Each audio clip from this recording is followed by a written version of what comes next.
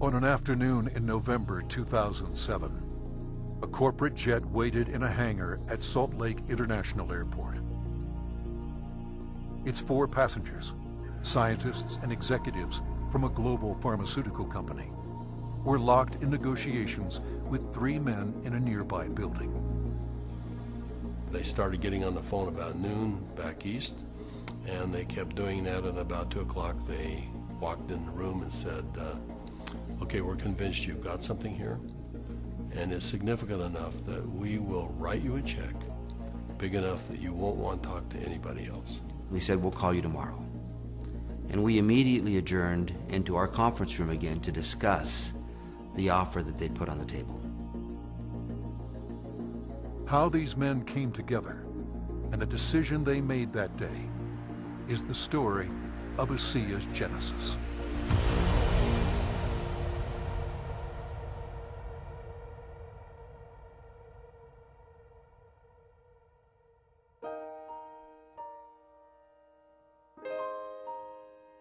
A lot of people have fathers that teach them sports. My father happened to be a great strategist, and from a very young age I recall having discussions with him about what he was doing. At the time he was running fairly large companies, and I can remember driving in the car with him and him talking to me about strategy, about what is strategy and how to think differently about a company. Virtus Norton was well qualified to teach his son. At the time, he was sales planning manager of the billion-dollar beverage division of General Foods Corporation in New York, with responsibility for iconic products like Kool-Aid, Country Time, and others. In 1985, he was recruited by Dart & Kraft and eventually became the head of Hobart Corporation US near Cincinnati, Ohio. 5 years later, he rejoined Kraft General Foods in Chicago as vice president of the Channel Group, managing a billion-dollar pilot business unit that led to the eventual integration of General Foods, Oscar Mayer, and Kraft Foods.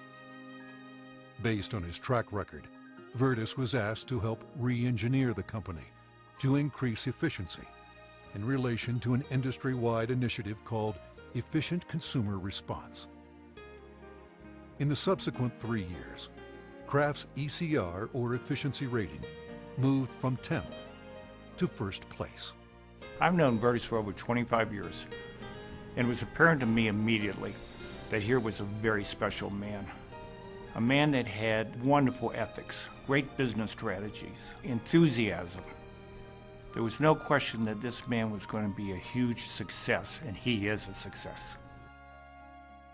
Virtus retired from Kraft at age 57 and moved to Park City, Utah.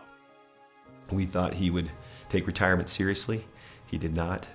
Shortly after doing some service for our church, he was asked to run a biotech company. He had a lab in Southern California, 5 PhDs reporting to him, a series of master's or graduate students as well, all doing work for him there. And he ran that for 4 years, and we thought he was done. But Virtus Norton was not done. Through his son Tyler, Virtus was introduced to another biotech company and invited to become a member of their board.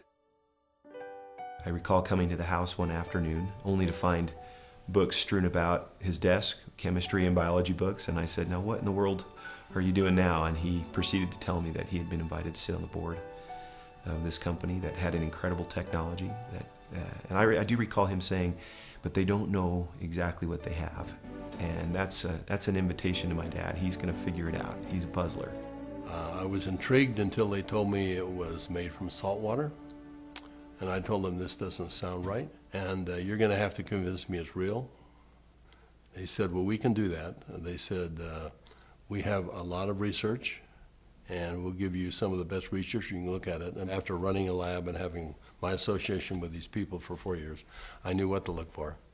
And I went through the science, and it was good, defensible science. Then they gave me a list of people to call, and I was calling Harvard, UCLA, University of Washington, University of Indiana, major labs across the United States, and everyone I talked to raved about the product, the way the company was intending for it to be used, And also they raved about the fact that you could drink this product and get a benefit from it. At the time, the product could only be produced in limited quantities through small devices. Highly unstable, it had to be used within minutes of production. But seeing the strength of the product, Virtus agreed to join the board of directors. As soon as I did that, they said, we're going to give you one of these devices to put in your house. We'd like you to become familiar with it. I started drinking the product that was made in this device, and my thinking cleared up. I had more energy. I felt better than I had for years, and now keep in mind I was in my 60s at that time. And I thought, holy cow, what is this? So I went to the first board meeting and found out that they were flat out of money. They were $1 million in debt. We said, let's see if we can help them find money. We tried for about 90 days, could not. Eventually the company folded, and they actually merged it with another company, an energy company. And when that happened, that company started selling off assets. Meanwhile, a family in New Hampshire was embarking on a major change. Jim Pack had been a highly successful consultant in the telecommunications industry. His son, Joe, had secured a position on the United States ski team. Wanting Joe to achieve his dreams, the family moved to Park City to allow Joe to train with the U.S. freestyle team for the 2002 Winter Olympics. So I'm living in a subdivision in Park City, Utah, and after a few years, another gentleman moves in a few houses up from me. This gentleman was named Virtus Norton. Now, Virtus and I became good friends, and actually we became good golfing buddies. I quickly came to realize that Virtus was something special in terms of his training, his business skills, his analytical ability, his integrity. Everything about Virtus was so much better than any executive, including governors or attorney generals, that I'd ever worked with. He was so competent. I was impressed. I made the decision on the golf course as we golfed, week after week. I said, I'm going to do something with this guy. One day we're golfing on the Park City Municipal Golf Course, and he's saying, I'm sitting on the board of this little company, and they've got a terrific product. I use the product. I've just found phenomenal results with this product, but the company's really mismanaged. He said, the product is so good that I'm going to put together an investment company and acquire this product. And he pulled a golf cart over on the fairway and reached in his back pocket and pulled out a folded check, business check, that was blank. And he said, you got a pen? And I handed him a pen, and he wrote a very big check. And he said, let's go do this together. And I said, are you crazy? You don't even know what it is. I said, Virtus, that's true, but I know everything about you. I know you've done your due diligence. If you're to the point where you want to form an investment company to acquire this technology, I want to be part of it. Let's do it together. And that was the start in the formation of ASEA. Of anybody that I've known, my favorite person is Jim Pack. I don't think just because he's brilliant. I think it's because he has drive and he engenders trust and confidence. And so we started down the road together, and over the course of a year, we discovered what the product was and why it worked. We developed what's called the mechanism of action. They discovered the product was based on redox biochemistry, a new field of science that emerged near the beginning of the 21st century. Redox signaling is a function central to all forms of life. Redox signaling molecules are created within every cell of the body and are vital to the immune system and to cellular repair and replace mechanisms. As one gets older, the body's ability to make these molecules decreases, a function of aging. The product provided a replenishing source of the exact redox signaling molecules the body creates, and in the same balance, enhancing cellular health. Knowing the product's shelf life was essential, Virtus and Jim challenged a team of researchers, including Dr. Gary Samuelson, to find a way to stabilize the product. We didn't know if it could be done, and we bought some equipment and kept making product over and over and over again, and we'd run it through the computer. And finally, after months, he finally came in and said, I think I've got the product stabilized. And we started testing it and found out that he had, in fact, stabilized the product. After stabilization had been achieved, Virtus and Jim met with a group of university scientists. We had told them that we had stabilized this mix of molecules, and they said, no, it can't be done. And we said, no, we have done it. And they said, no, it can't be done. And they were so adamant that they were slapping the table. And we said, well, wait a minute. We'll come back tomorrow and show you the product. So we took the product back the next day. Said, this is stabilized Redox Signaling molecules. Both positive and negative molecules in the same bottle, stabilized. And they said, how in the world did you do this? So one of the big breakthroughs is the fact that we can stabilize molecules that you're not supposed to be able to do that. The molecules in ASEA are supposed to be fleeting. They should all return to salt and water in just a matter of minutes, and they don't. Meanwhile, Vertus's son Tyler had arrived at the pinnacle of his career in the financial services business. His father took occasion to explain to him the technology he and Jim Pack had acquired. He said to me, this is the product. He reminded me it was made from salt and water, and I was very concerned. At church the following Sunday, I was discussing some of the challenges of some of the members of our congregation, and I had a neighbor friend that we discussed the majority of that meeting, who, despite seeing a number of professionals and trying to solve a challenge that he had a significant issue, they were just not able to really help and find a solution for him. And it was then that this product popped into my mind. I wondered and asked, despite my doubts, could this help? Could this make a difference for him? I called Dad, and he said, of course it will help. Now, I didn't have that conviction at the time. He did, and he was willing to get some of that product. We got that product to my neighbor. And from that point forward, I felt confident that I had done my part.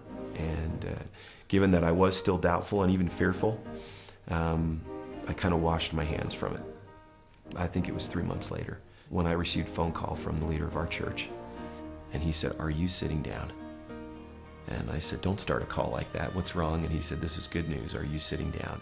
He proceeded then to tell me that he had just received some very good news, that my neighbor, whom we had given this product to months earlier, had received word that he was in fact improving and had improved a great deal. Of course, the question going through my mind was, well, did he drink this stuff? And that was what my church leader told me. He says, that's why I'm calling. He drank all of it, and he's confident that it's had a huge effect on his situation.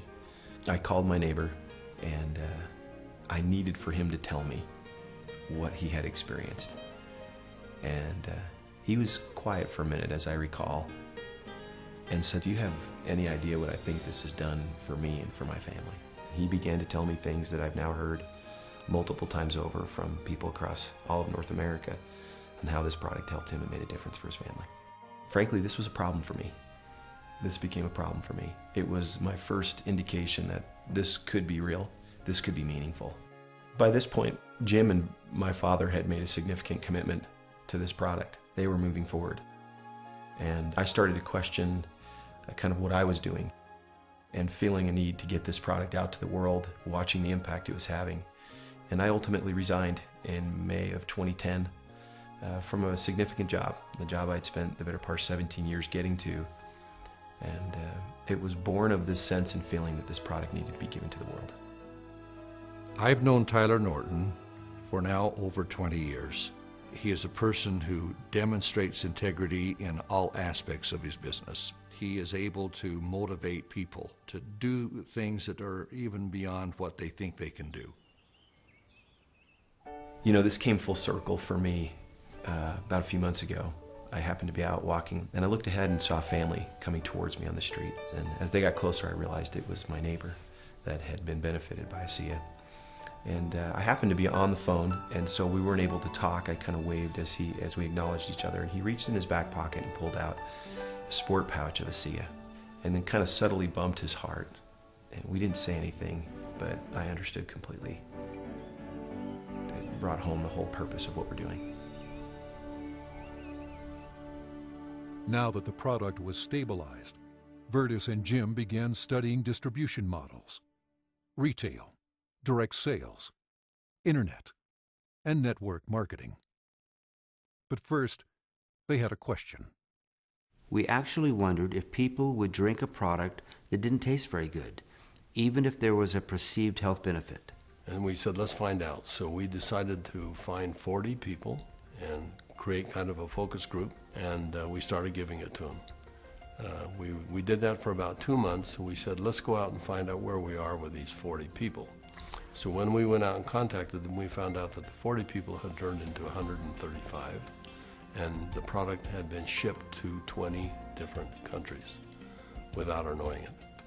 And we said, well, we've got the answer we wanted. That people will, I think, buy this product. When they determine that there is a perceived health benefit, they'll buy it. But in the meantime, we had contacted a friend, someone that Jim Pack knew and we had played golf with. And he was running a very big pharmaceutical company in New Jersey, about $10, $11 billion. And he finally agreed to send a group of people out and spend some time with us and see what we had come up with. So 4 people flew out on a plane, and we met in the conference room we had on the west side of the city for the better part of a day. We spread out all of the research that we had out on a table. And these gentlemen asked all the right questions. They thoroughly went through all of the science that we had, and as they do that, they'd call back to their headquarters and ask questions. About 2 o'clock in the afternoon, they came to us, and they said, we think you've got something really special here. We're going to write you a check that is large enough that you don't want to talk to anyone else. But there's a catch. And I said, what's the catch? And they said, you've got to shut it down. And I said, shut what down? And they said, you've got 135 people on this product right now, shut it down. People have problems all the time and they deal with them as best they can. You're going to have to walk away. And that kind of took us back a little bit. In fact, I said, that seems a little harsh to me. And they said, you want to work with us, you walk away. We said, well, we'll let you know. So we ushered them out of the building and we huddled around the conference table. We came to realize that this had changed for us from a business play to something very important. This was a cause, this was a responsibility. We'd seen too many people helped by this product. We realized that the only option before us was network marketing. And in that conference room on that day, we made that decision to form a network marketing company. ASEA LLC opened its doors for business in July 2009 with just a handful of independent associates. Today there are tens of thousands, and their ranks are growing exponentially every month. In 2012, the company announced its entry into Europe, the first of many international steps to come. Every company has a vision, but for Vertus and I, our vision is just a little bit different given our age. This is not about making $1 million. This is about changing 1 million lives. One of my fondest memories is of a Meet ASEA meeting that we held in Lexington, Kentucky. We had a huge group of people that came, very impressive group, and a lot of people coming up talking about what ASEA had done for them personally. But at the end of the meeting, they invited me to come up and gave me a small treasure chest. Wasn't very big, but as you open up the treasure chest, it's filled with letters of gratitude and thanks. It meant a great deal to me. So we came back to Salt Lake City, and I asked our people to go out and find a treasure chest, which we have done, and we have it in the office, and we continue to add letters to it. I have the privilege of going around the country and talking to people about this product. And it's not uncommon at the end of a meeting to have a group of people line up and want to tell me and really thank me, but more thank my dad and Jim for what they've done. And as they tell their stories and I get a chance to look into their eyes and sense their sincerity and the realness of what this has done for them, more than once I've had to step out of the room and find a corner in a hotel somewhere where I could compose myself and get myself in order after hearing how sincere and thankful they are for this product. You know, we started off looking at this as a business opportunity, and as we progressed, it became more of a sense of purpose, but it's much more than that. We're creating a culture here. We're creating a family. I believe that the heart and soul of this company is represented in our associates. Our associates becoming is as important to us as them making an income. I don't believe you build checks. I believe you build people. And perhaps one of the greatest blessings of my time here at ASEA is embodied in these marvelous, enriching relationships with wonderful people. People that are desirous to improve their lives, share something meaningful with others, make a difference in the world, and become more.